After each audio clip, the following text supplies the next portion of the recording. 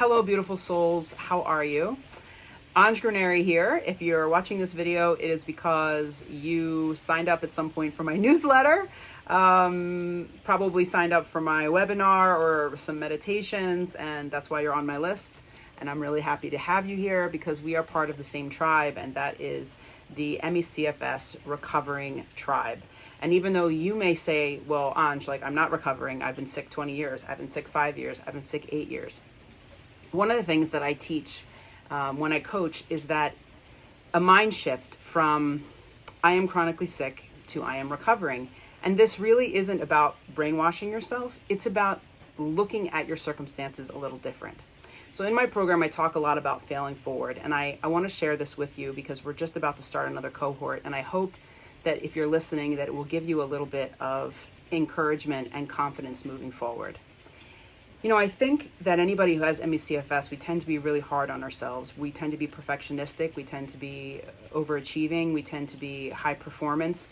And so when we don't get things exactly right, we beat ourselves up. We really know how to, to whip ourselves, for not doing things perfect. And I was like that when I was trying to learn how to recover. I would try something and it seemed like it was working, and then I would crash back down, and so would come the flood of thoughts. I'm a failure, I'm not doing it right, I'm never going to recover. All of these things that were programs going in my brain. And then one night I was crawling to the bathroom on my hands and knees, and which I would do, and I reached up to pull this cord. I had a light bulb in my bathroom that was exposed with like a chain, and I reached up to pull that chain, and as I did, I thought of Thomas Edison. Thomas Edison is an American inventor responsible for the light bulb.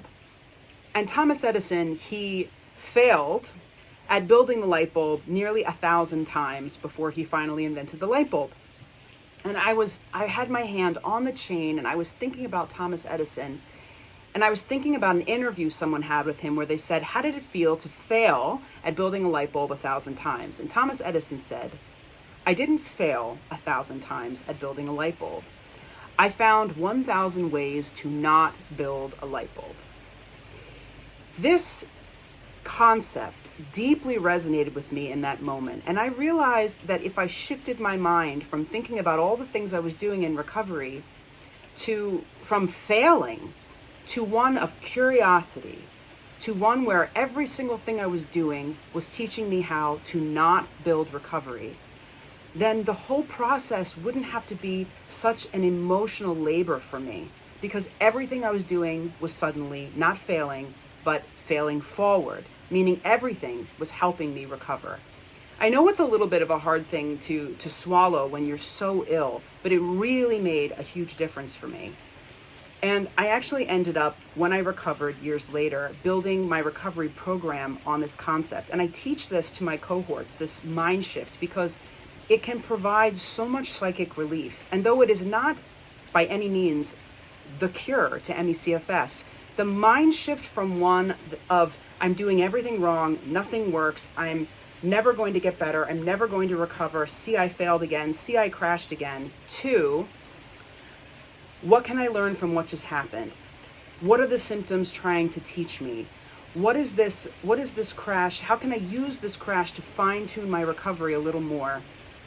What was working about what I was doing? What didn't work about what I was just doing?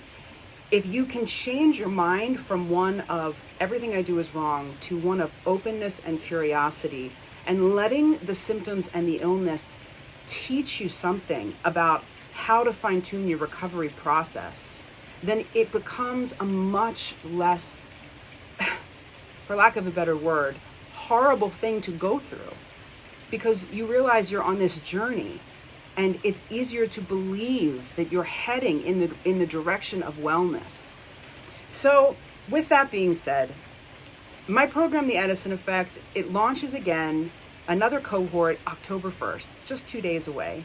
And we have 2 spots left. If any of this resonates with you in any way, if you feel it resonating in your heart right now, then maybe this is for you. If you think it might be for you, reach out to me and we can have a chat. And look, it's so important that if you're going to hire a coach and you're going to take a program, that it resonates with you.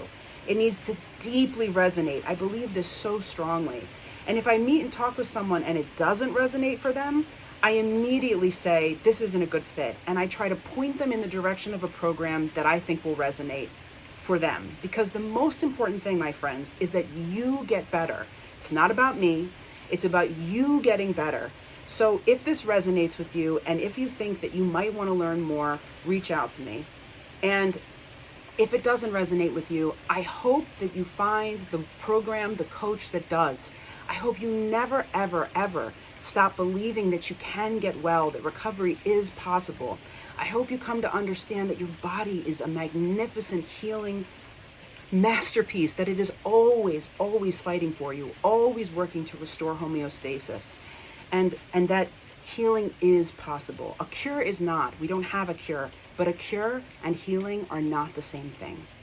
So I hope to hear from you, and I hope you guys don't mind the beautiful rain that's happening in the background. We're having a very gray, rainy 9-10 days here in New Jersey.